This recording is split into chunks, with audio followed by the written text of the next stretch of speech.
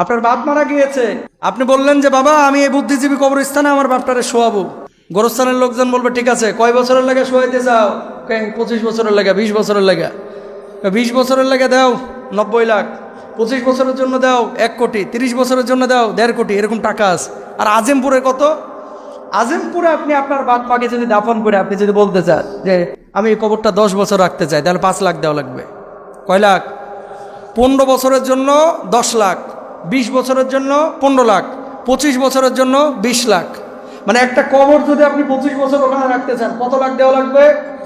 20 লাখ। অনেক পাগল আছে এটাই করে, বুঝেন নাই?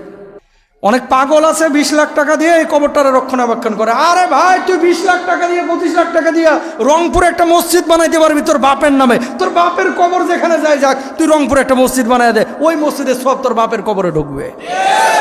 বুঝে না বাঙালি কোথায় ইনভেস্ট করতে হয়।